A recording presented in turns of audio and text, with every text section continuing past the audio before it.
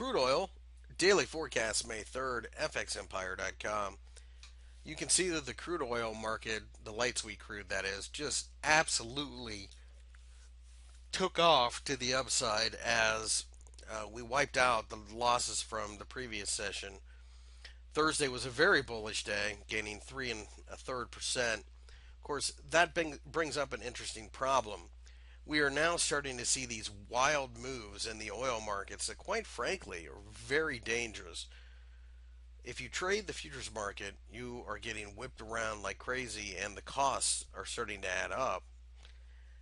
However, if you have the ability to play the CFD market, that is pretty much how we're going to suggest would be the easiest route, just simply because you can get into your position in a smaller amount as opposed to a standardized futures contract.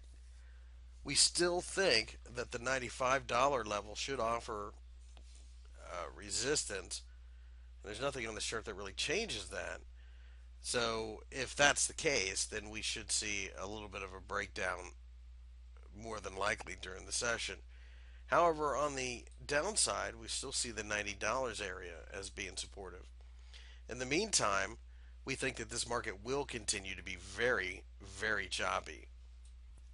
Looking at the Brent market, you can see that we had a move that was equally as ridiculous.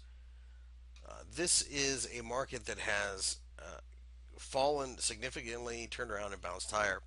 Really, the only quote unquote simple solution that we could have for you as far as laying out what's going on is to look at the 104 level as resistance, was support, now as resistance, and look at the bounce off the 99 handle.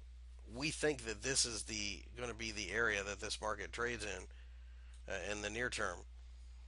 Even if we break above the 104 level, we see quite a bit of noise all the way up to 107 in this block, and then of course this block up here will be resistant as well, probably to 110. So having said that, we think there's still significant downside risk in the Brent market.